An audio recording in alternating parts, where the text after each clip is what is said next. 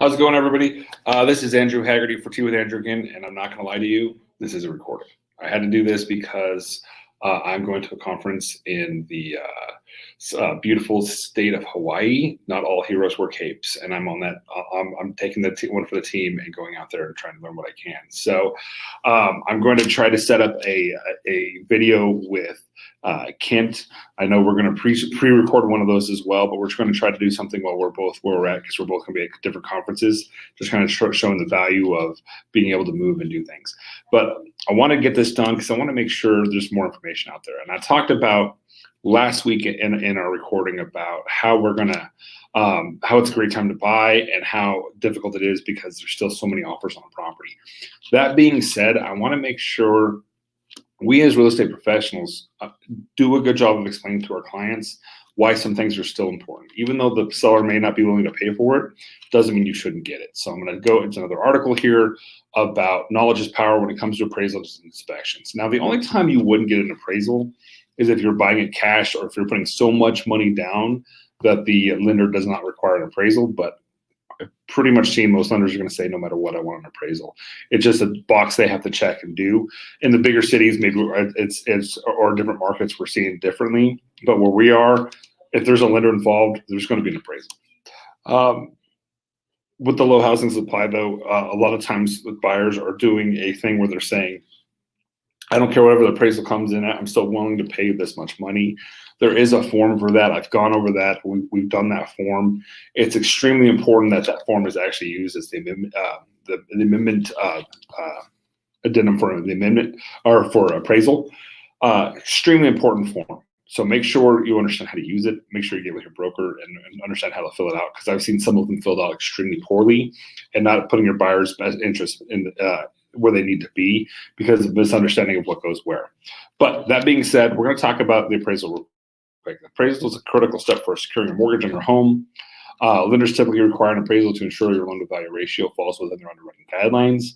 Mortgages are secured loans where the lender uses your home as collateral in case you default an agreed-upon payment. Put simply, when you apply for a mortgage, an unbiased appraisal, typically required by your lender, is the best way to verify the value of the home. Remember, real estate agents are not allowed by law to state value. We are allowed to determine recommend a price to list at, a starting listing price, but we cannot assess value. That is not something that we are allowed to do with our license. So just remember that, agents, and remember that, sellers. We can't say, hey, you told me my home was worth blank. I can give you an estimate, an idea, a comparable based on comparables in your market, but I cannot assign value. That is something an appraiser can do. So just understand that it's a slight difference. We're not allowed to use the word value. When buyers are competing like they're today, bidding wars and market conditions can push prices up. Buyer's contract price may end up higher than the value of the home. This is known as appraisal gap. In today's market, it's common for the seller to ask the buyer to make up the difference when appraisal gap occurs. That means as a buyer, you may need to be prepared to bring extra money to the table if you really want the home. Now, here's the problem. Okay, I really want this home. A buyer frenzy goes into effect. I say, even if it appraises at $220, I'm willing to pay up to $250. Well, that's $30,000 more than the property was valued at. So you're going to get mad later when you don't capitalize on the $250,000. Imagine you sell it in 3 years and it sells for $240. You're going to be up $10,000. So you need to have that understanding with yourself and make sure you explain to your clients, if you're the agent in this situation, listen, there's no guarantee that gap how markets change. And we saw this happen in 2006, 2007, where people were buying at the high end of the market, prices went down, people were underwater. The big difference between the 2006, 2007, 2008 markets and today is majority of those loans that I saw were 100% financed. Where they're not 100% financed today, lenders are a lot more serious and they're doing a lot more checking on buyers to make sure they're qualified and making sure they're putting some skin in the game, if you will. Another thing is home inspections. We're seeing a lot of people just flat out say, hey, I don't want a home inspection. I'm not going to do a home inspection. I'm not going to ask for an option period. This is very risky. Like an appraisal, the inspection is important because it gives an impartial evaluation of the home. While the appraisal determines current value of the home, the inspector determines the current conditions of the home. As the American Society of Home Inspectors puts it, home inspections are the opportunity to discover major defects that were not apparent at a buyer's showing. Your home inspection is to help you make an informed decision about the house, including its condition. The problem is we're all friends till we're not friends. A buyer's excited, they're happy, they want to get in that home.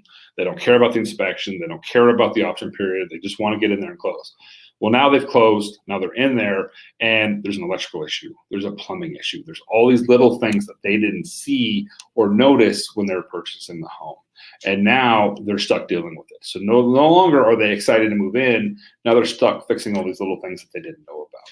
If they had gotten an inspection, they would have at least known about it. Now, in this current market, there's a lot of times sellers are saying, listen, you're buying this house as is, I've got 19 backups, I'm not going to do any repairs. Still do an inspection because you need to know what you're getting into. Is there issues that are too big to ignore, or are there too many little issues that you can't accept? If you have that inspection, you at least know what you're walking into. Whereas if you don't, you're walking into a blind, and it's very dangerous and scary because there could be plumbing issues. Pipes could have been broken in the home or in the groundwork outside the home.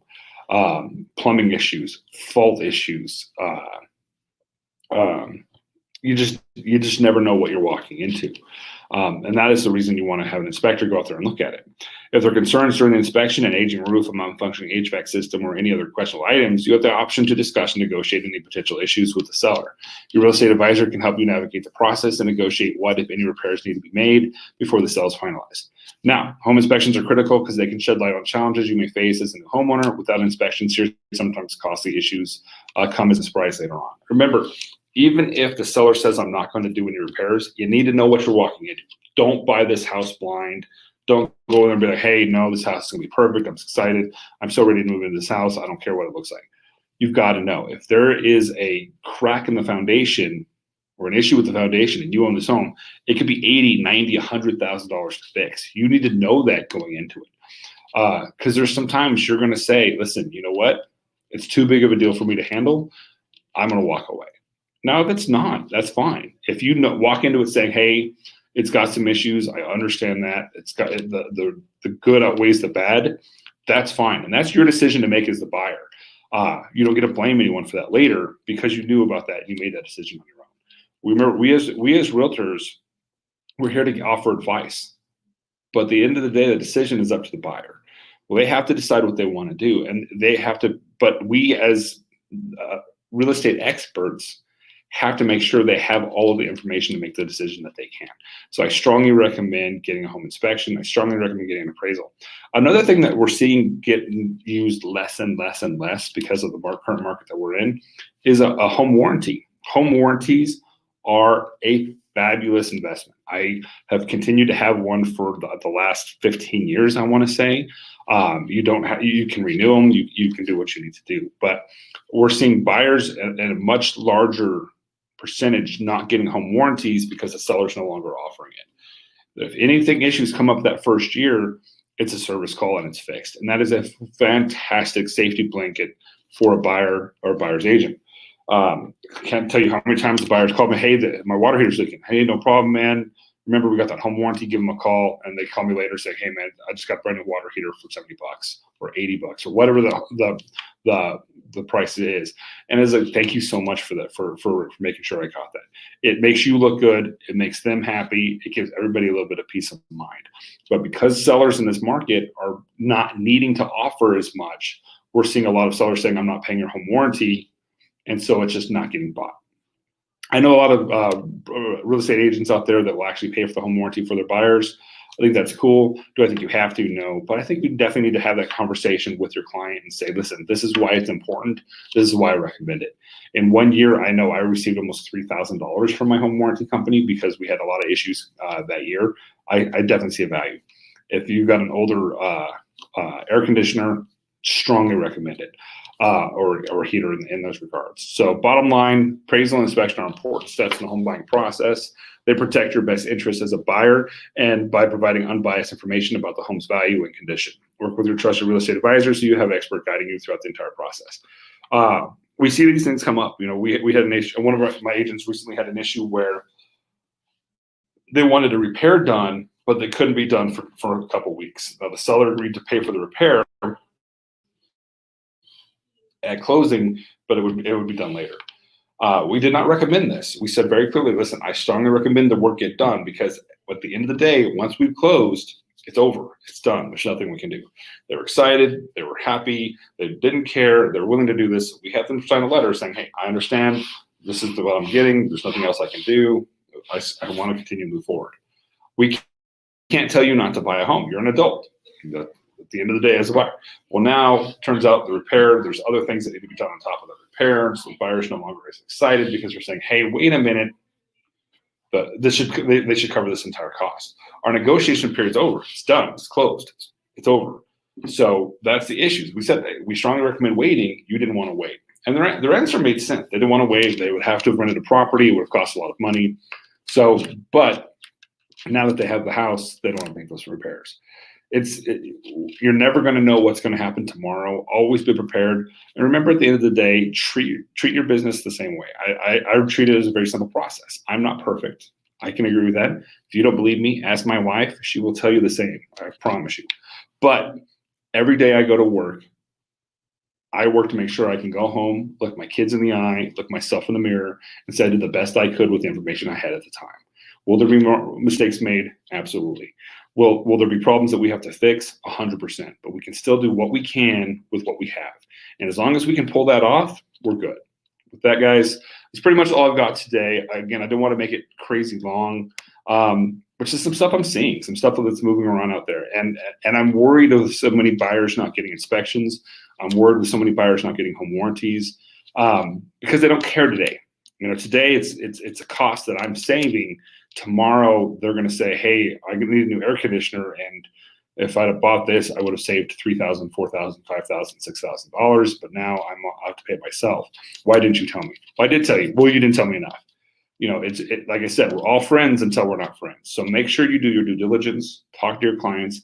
Make sure if they say they don't want it, you have them fill out the form that says, I choose not to get this, because that way you've done your due diligence. Inspections, it's an important part of the project to get.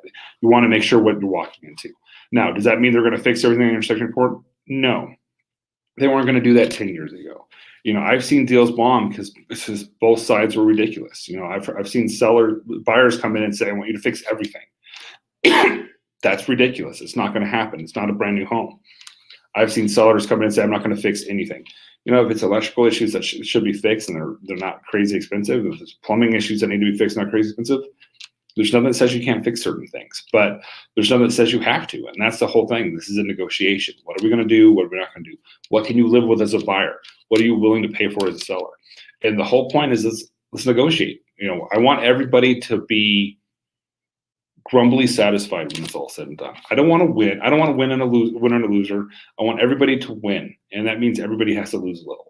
If we can pull that off, we've done our job, and we've done our fiduciary to not only our client, but to the transaction as well. So with that, guys, I appreciate it. Hope you have a great day. And